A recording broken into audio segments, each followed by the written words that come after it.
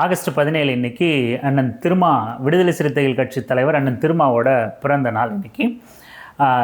அவரோட பிறந்த நாள் வருடம் எழுச்சி தமிழர் நாளாக கொண்டாடப்படும். இந்த வருஷம் தமிழ் தேசிய எழுச்சி மாநாட்டோட அவரோட பிறந்தநாள் இன்றைக்கி கொண்டாடப்பட்டுக்கிட்டு இருக்கு, அல்லது மாநாடு நடைபெற்றுக்கிட்டு இருக்கு.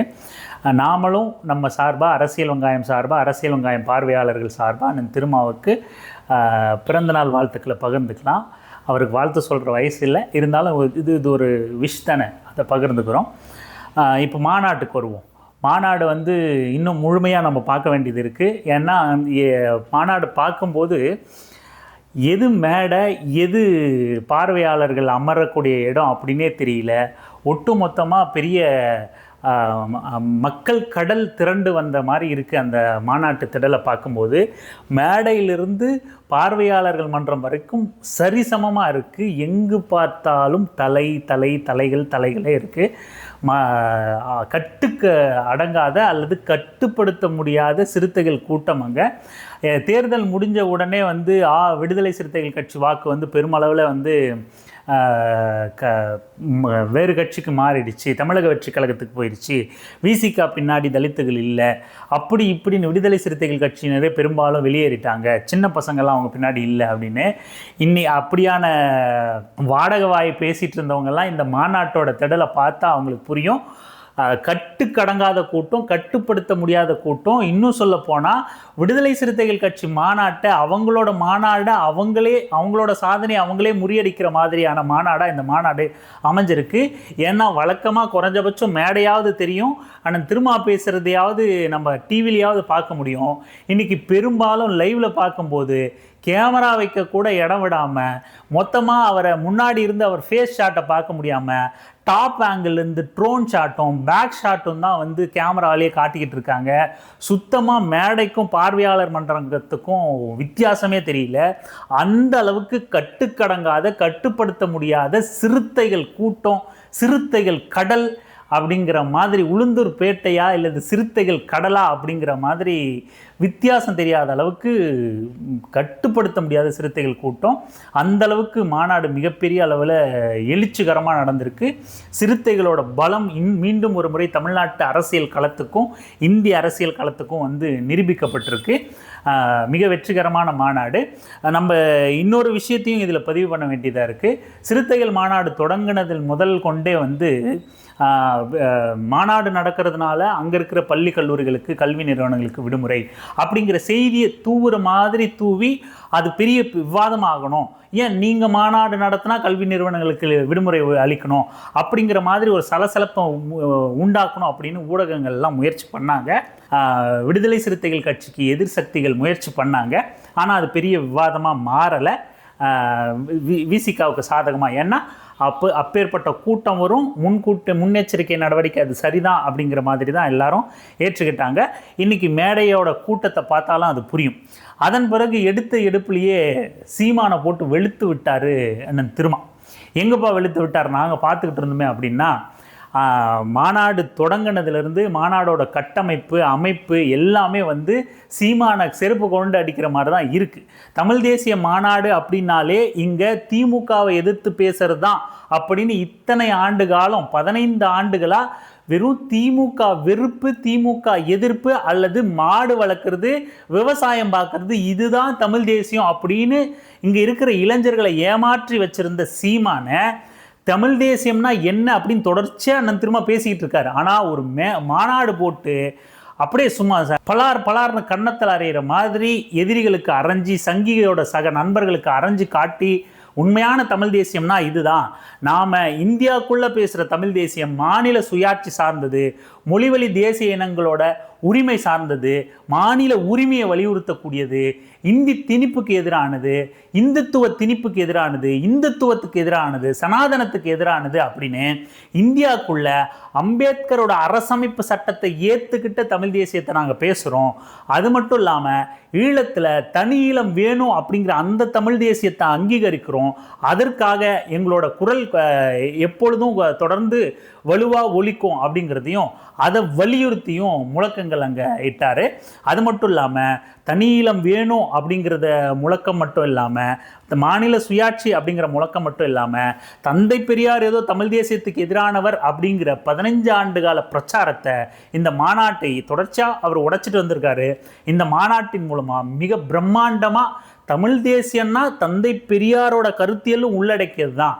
சாதி ஒழிப்பே தமிழ் தேசியம் அப்படிங்கிறத வலியுறுத்துகிற மாதிரி சாதி ஒழிப்புக்கான அடையாளங்களான தந்தை பெரியாரையும் அண்ணல் அம்பேத்கரையும் வீரவணக்கம் செலுத்தி அங்கே 2 பேரையும் ஒன்றா நிற்க வச்சு, அண்ணன் திருமாவும் தந்தை பெரியாரும் நிற்கிற மாதிரி, அண்ணன் திருமாவும் அண்ணல் அம்பேத்கரும் நிற்கிற மாதிரி, அண்ணன் திருமாவும் மேதகு பிரபாகரன் அவர்கள் நிற்கிற மாதிரியும் கட் அவுட்டுகளை அமைச்சு தமிழ் தேசியம்னா இதான், இந்த கருத்தியலோடு தான் நாம் தமிழ் தேசியத்தை புரிஞ்சுக்கணும் அப்படின்னு பறைசாற்றியிருக்காரு. மாமேதை காரல் மார்க்ஸுக்கு வீர வணக்கம் செலுத்தியிருக்காரு. தமிழ்தாய் வாழ்த்தோட நிகழ்ச்சியை தொடங்கியிருக்காரு. ஒட்டு மொத்தமாக இதே சீமான் வந்து ஒரு மாநாடு நடத்தினா என்ன இருக்கும், நாங்கள் இந்த தமிழ்தாய் வாழ்த்தை ஏற்றுக்க மாட்டோம், பாண்டிச்சேரியோட தமிழ்தாய் வாழ்த்தை ஏற்றுப்போம், நாங்கள் தூய தமிழ் தேசியவாதிகள், மூத்திர டெஸ்ட் எடுக்கிற கும்பல், நாங்கள் சாதி பார்த்து தான் தமிழ் தேசியத்தை பேசுவோம் அப்படின்னு தமிழ் தாய் வாழ்த்திலிருந்து பிரச்சனையை கிளப்பி அங்கே யாராவது ஒரு பாப்பானோட படத்தை போட்டு இவர் பாரதி பேசுனதை விட தமிழுக்காக யார் உழைச்சிருக்கா அப்படின்னு பாப்பா விட்டு கடப்பாரியை தூக்கிட்டு வந்து சீமான் வந்து பேசியிருப்பாப்புல.